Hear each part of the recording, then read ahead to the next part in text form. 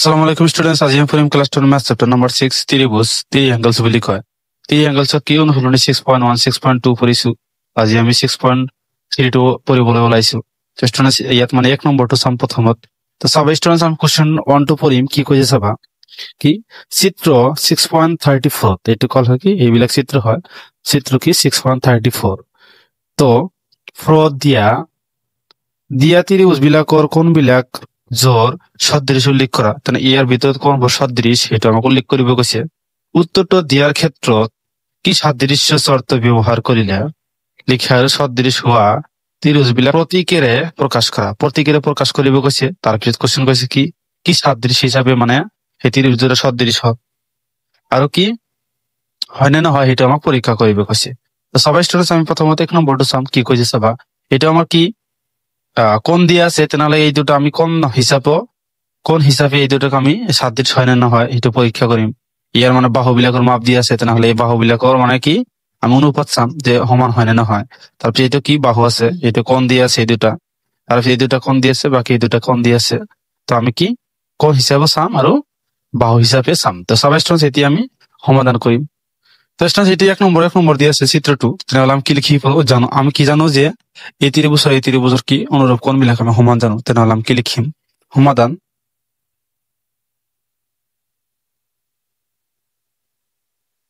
আমি কি লিখিম আমি যে ত্রিভুজ এ বি সি আৰু ত্ৰিভুজ পি কিউ আৰৰ পৰা আমি কি লিখিম আৰৰ পৰা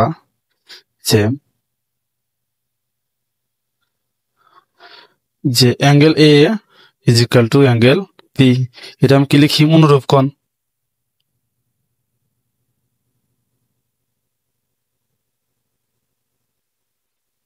কি সদৃশ ত্রিভুজের অনুরূপ কোণ বড় আমি কি জানো সমান। এ কোণ আৰু পি কোণ আমি কি জানো 60 ডিগ্রি।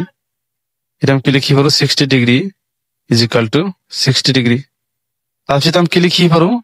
বি কোণ আৰু কিউ কোণ আমি সমান জানো যে angle B is equal to angle Q is equal to আমি কিমান জানো 80 ডিগ্রি। এটা আমি কি লিখি পারো সেম অনুরূপ কোণ। তাৰপিছত আমি কি সি কোণ ইজ ইকুয়াল টু আর কোণ, এটা আমি কি জানো 40 ডিগ্রি। এটা আমি কি লিখি পারো অনুরূপ কোণ লিখি পারো। তাৰপিছত আমি কি কোণ তিনিটা কি সমান পাইছে, তেনেহলে ইয়াক আমি কি লিখি পারো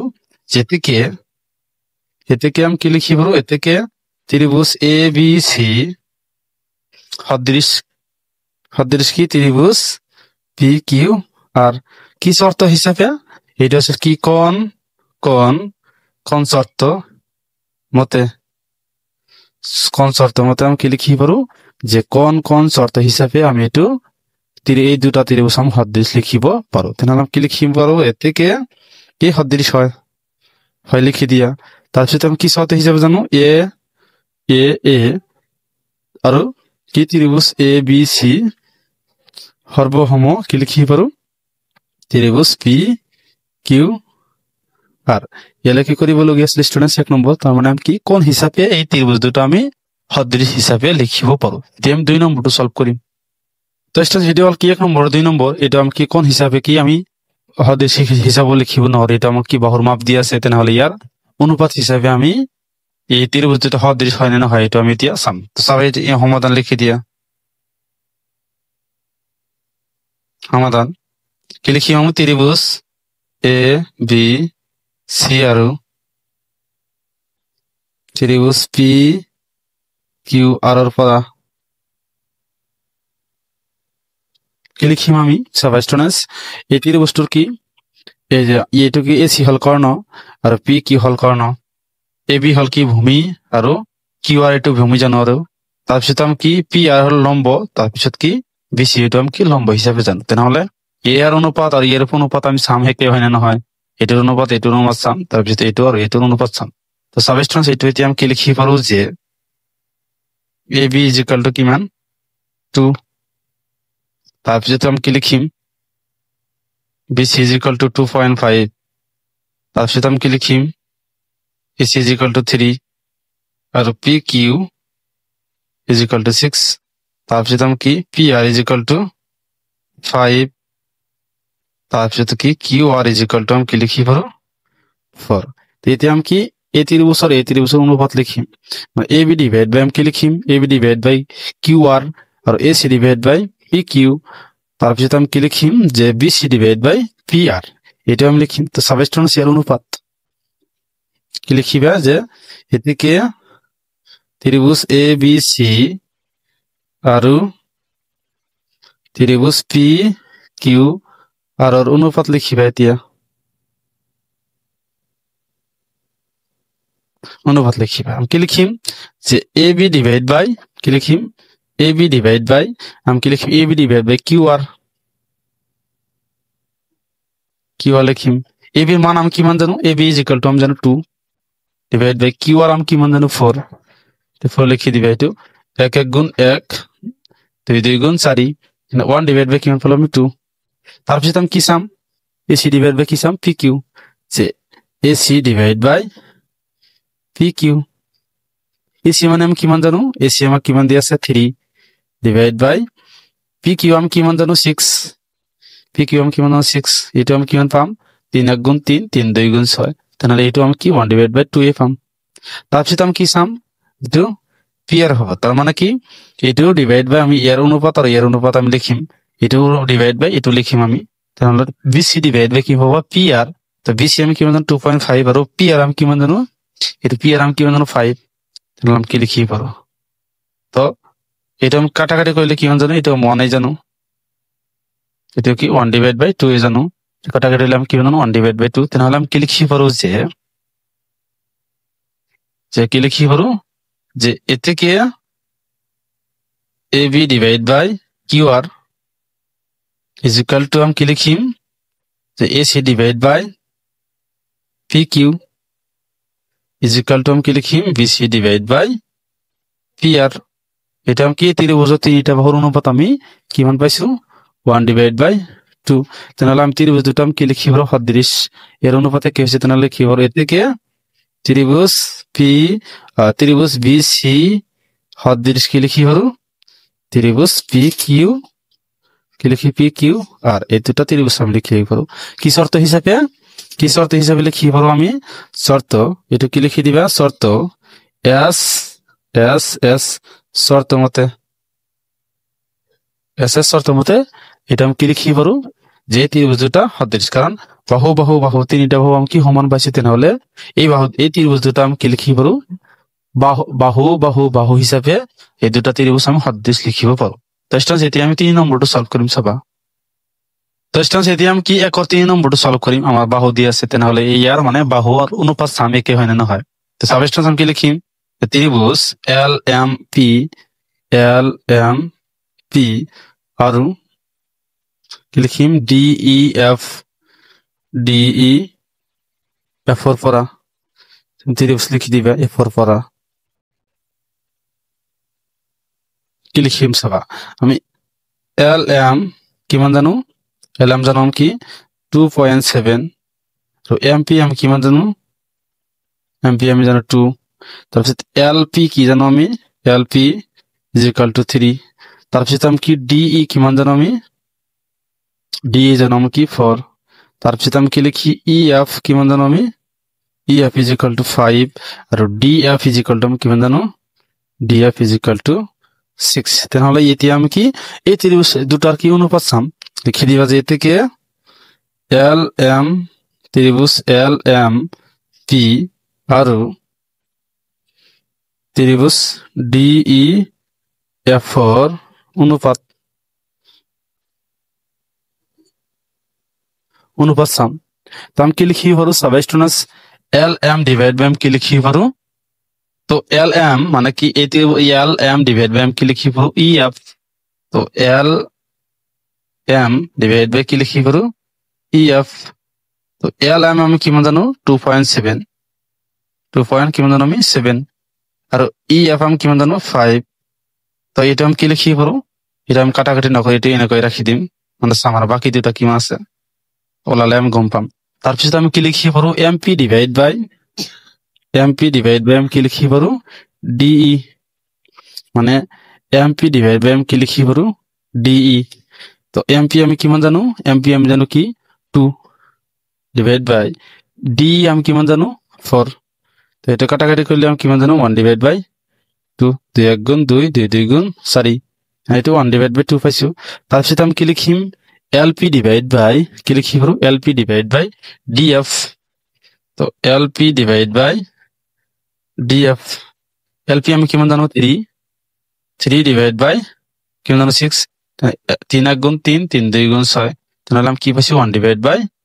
তো সবাই সঙ্গে এটা ভালো করে চাবা আমি এই দুটা বাহুর অনুপাত কিমান পাইছি সেম পাইছি তাহলে এটা আমি কি সেম ওলাবো নরি তাহলে আমি কি লিখি পারো যেতে কি L M divide by EF not equal to কি এমপি ডিভাইড বাই ডি এটা আমি ইকুয়াল পাইছি 1 ডিভাইড বাই 2 এটা সমান পাইছি তাহলে আমি কি লিখি পারো এলপি ডিভাইড বাই ডিএফ তিনটা বাহুর অনুপাত সমান হলে আমি কি লিখি পারো যে ত্রিভুজ দুটা সদৃশ তাহলে তিনটা ওলোয়া নাই তাহলে আমি কি লিখি পারো এটু যে এতে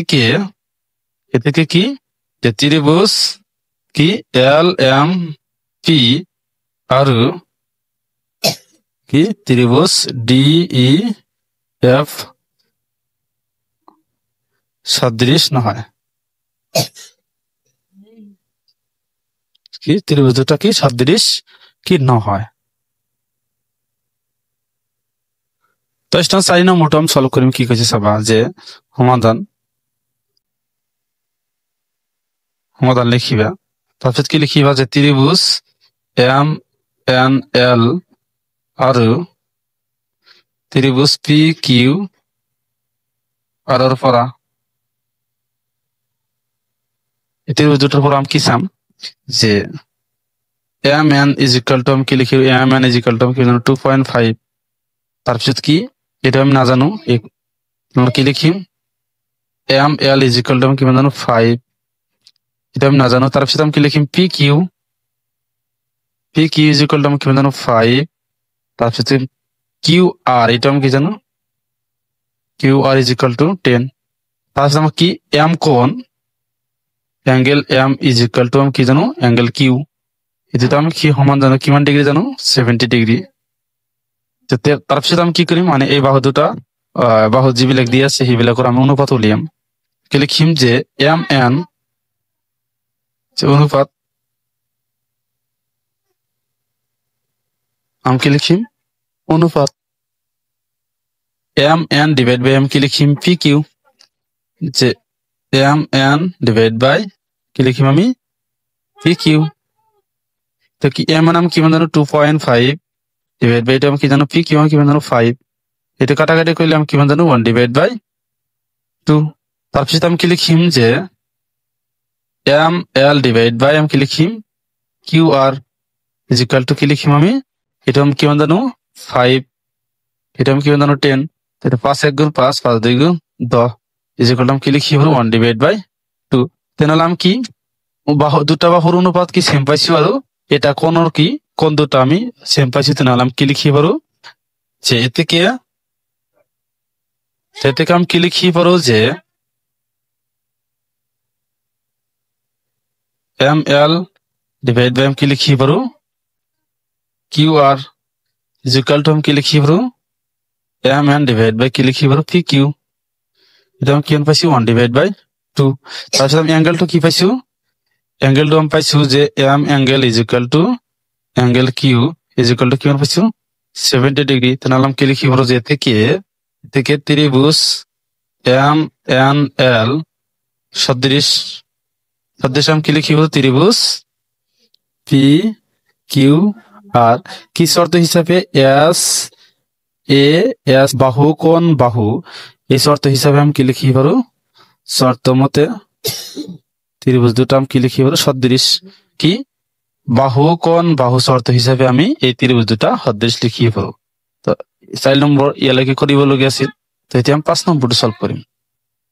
তো এতিয়া আমি কি 5 নম্বৰটো সলভ কৰিম কি কৈছে সমাধান কৰিম আমি সমাধান কি লিখিম আমি যে ত্ৰিভুজ এ বি সি আৰু ত্ৰিভুজ কি ডি ই এফৰ পৰা আমি চাম কি লিখিম আমি এ বি ইজ ইকুয়াল টু কিমান দি আছে 2.5 আৰু BC is equal to কিমান দি আছে 3 তো DF is equal to কিমান দি আছে 5 আৰু EF is equal to কিমান দি আছে 6 তাৰপিছত কি angle A is equal to কিমান 80 ডিগ্ৰী তাৰপিছত আমি কি angle F is equal to 80 degree তো আমি চাম মানে প্ৰথমত অনুপাত লিখিম অনুপাত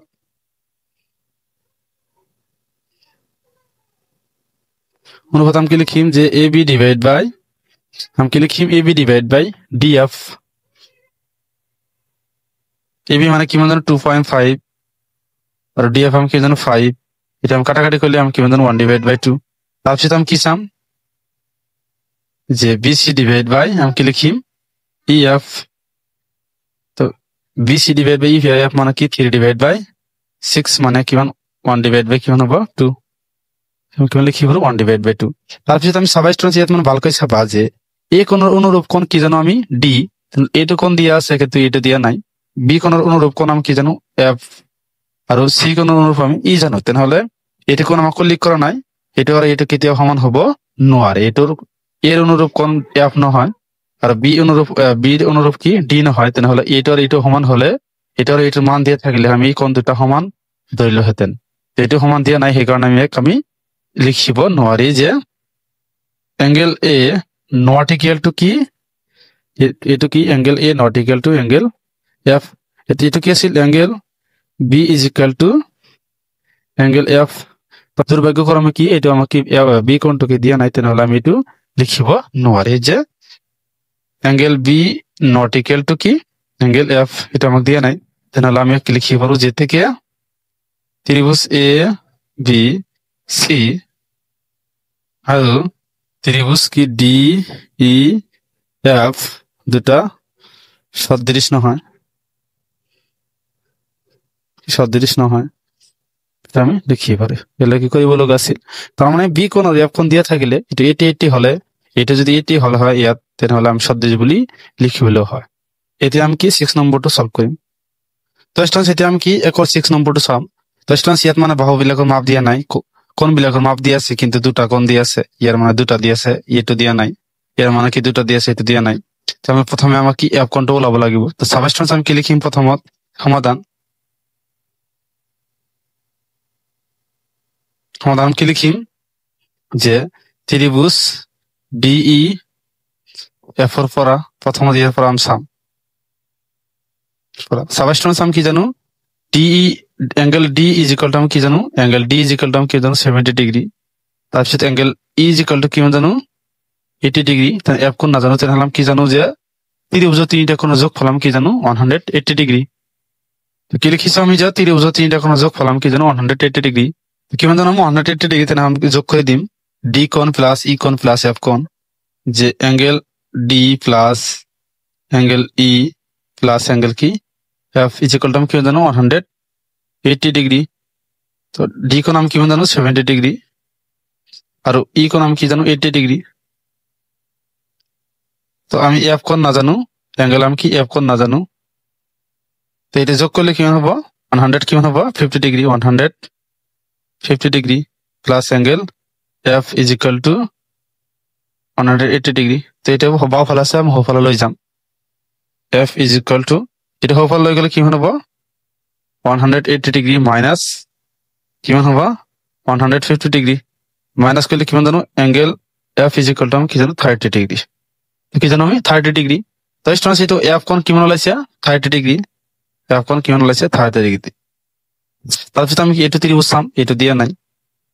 তো এটা আমি জানো কি 70 ডিগ্রি হব তো হব যে এটা আমাক ওলাব লাগে কারণ এই ইয়ার আর ইয়ার কি অনুরূপ কোণ আমি সমান জানো তাহলে আমি লিখিম যাকো আমি কি লিখিম ত্রিভুজ কি PQR PQR এর পৰা কি লিখিম আমি জানো যে ত্রিভুজ তিনটা কোণের যোগফল আমি কি জানো 180 ডিগ্রি তো P কোণ Q কোণ প্লাস R কোণ is equal two 180 degree P কোণ Q কোণ প্লাস R কোণ ইজ ইকুয়াল টু কি জানো 180 ডিগ্রি তো P কোণ আমি না জানো Q কোণ আমি কি জানো 80 degree 80 degree 30 degree 80 degree plus 30 degree is equal two 180 degree. তারপর আমি কি লিখি অ্যাঙ্গেল পি এই দুটা যোগ করলে কি হবো 110 ডিগ্রি। এটা আমি কি হফার লই যাম কি হবো মাইনাস 180 ডিগ্রি মাইনাস 110 ডিগ্রি। তো মাইনাস করলে কি হবো 70 ডিগ্রি মাইনাস করলে কি হবো 70 ডিগ্রি। পি কোণ আমি কি পাইছো 70 ডিগ্রি। তো এতিয়া আমি কি করিম যে আমি সকলোবোৰ কোণ কি পাইছো সমান পাইছো যে ইয়াৰ অনুৰূপ কোণ চাবা এতেকে angle D is equal to কি অ্যাঙ্গেল পি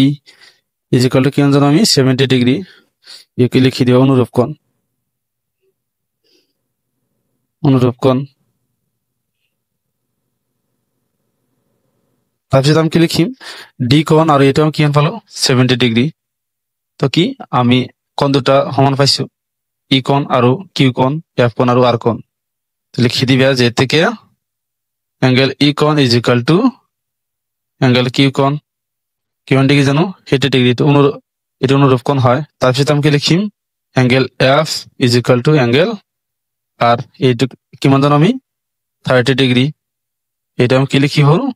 অনুরূপ কোণ। এতে তাহলে আমি কি লিখি পারো যে থেকে ত্রিভুজ ডিই এফ সদৃশ কি লিখি পারো সদৃশ ত্রিভুজ পি কিউ আর